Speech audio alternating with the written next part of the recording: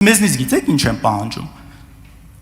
Մեզնից ընդհանուր ընդդիմությանը, որ նայեք 500,000-ից ավել ձայն ա տվել։ Մեզ էլ ասում են Արցախը կործանած, հազարավոր զոհեր բերած։ Այդ պիղծ դավաճանը ինչի է մինչև հիմա կարում լինի այս բան։ Դուք ինչ եք միլիոնատեր։ Դուք ինչի հաշվին եք միլիոնատեր։ Ձեր ընտանիքը ինչի հաշվին եք միլիոնատեր։ Դուք պետք է հատիկ ամեն ինչը պետքա վերադարձվի Հայաստանի Հանրապետությանը։ Վարչապետի այս խոսքերից ժամեր անց ազգային անվտանգության ծառայությունը մտավ Հայաստանի երկրորդ նախագահ Ռոբերտ Քոչարյանի ու նրա որդիների տներ։ Ձերբակալվել է 6 անձ, այդ թվում նախկին նախագահը, նրա որդին։ Առաջին անգամը չէ, որ ազգային անվտանգության ծառայության, քննչական ու հակակոռուպցիոն կոմիտեների, դատախազության ու դատավորների օպերատիվ գործողություններն անմիջապես հաջորդում են Փաշինյանի ելույթներին, հրապարակային զգուշացումներին, սպառնալիքներին ու կասկածներին։ Վերջին 1 տարվա աղմկոտ դեպքերից հիշենք։ Եվ առաջիկայում ես ասում եմ, որ Արարատ ցեմենտ գործարանը նույնպես որպես Գուլոյան Ծառուկյան կլանի կողմից ապօրինի յուրացված գույք կվերադարձվի Հայաստանի Հանրապետությանը։ Ընդդիմադիր Գագիկ Ծառուկյանին այս գործարանից զրկելու հրապարակային սպառնալիքից մի քանի ժամ էր անցել, երբ տարածվեց գլխավոր դատախազության հաղորդագրությունը, թե գործարանը 2000-ականներին օրենքի խախտումներով են մասնավորեցրել։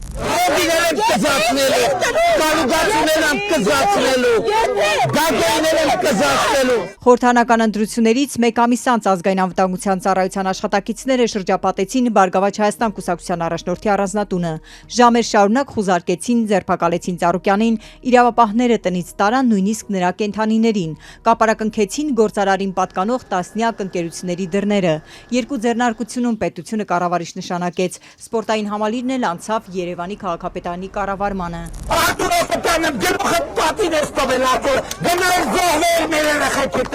Արցախցի Արտուր Օսիպյանը բանտում հայտնվեց նախընտրական քարոզարշավին Փաշինյանին հարցեր տալուց անմիջապես հետո։ Իշխող կուսակցության առաջնորդին հունցանել էին հայրենիքն ու տունը կորցրած Օսիպյանի հարցերը Ղարաբաղյան կարգավորման մասին։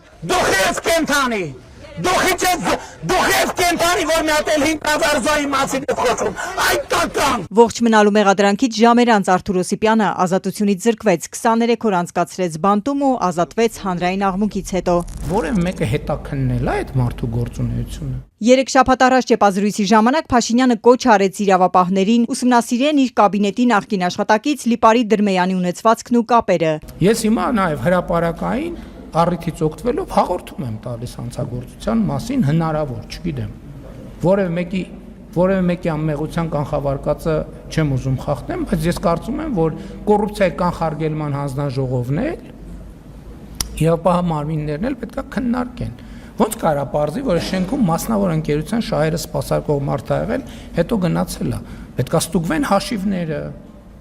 պետք է ստուգվի ունեցվածքը։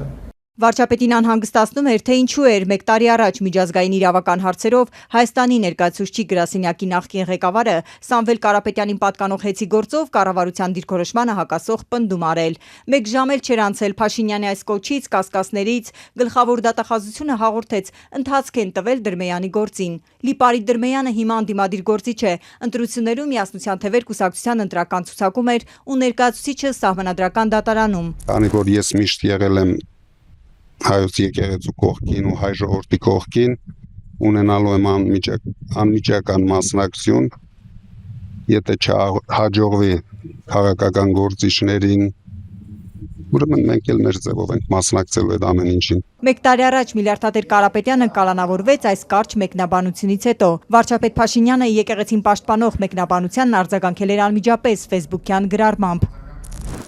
Պոռնկաբարո հոգևորականներն ու նրանց պոռնկաբարո բարեգործները ինչու են ակտիվացել։ Ոչինչ, նորից կպասիվացնենք, ընդ որում ընդմիշտ։ Վարչապետի գրառումից ժամեր անց ոստիկանները շղթայեցին Միլիարդատեր Սամվել Կարապետյանի առանձնատունը։ Նրան ձերբակալեցին, հետո կալանավորեցին։ Վարչապետը հրապարակային գրառումները շարունակում էր իրավապահների գործողություններին զուգահեռ։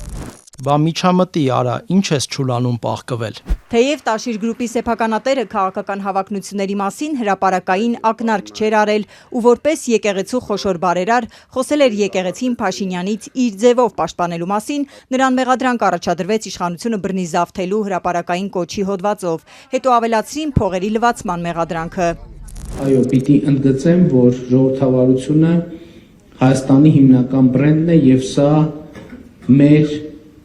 համոզմունքն է եւ սա մեր ռազմավարությունն է։ Փաշինյանը պնդում է, որ Հայաստանում ժողովրդավարություն է ու այդ սկզբունքներով է գործում իր իշխանությունը, իսկ իրավապահներն էլ իր խոսքով պետությունից թալանածն են յետ բերում, բայց այս պահին ազատությունից զրկված են Փաշինյանի մեղադրանքները հերքող 3 հիմնական քաղաքական հակառակորդները։ Գագիկ Ծառուկյանը բանտում է Սամվել Կարապետյանը տնային կալանքի տակ, իսկ Ռոբերտ Քոչարյանը, որ մեղադրյալ էր մարտի 1-ի գործով, այսօր ձերբակալվեց նոր մեղադրանքով։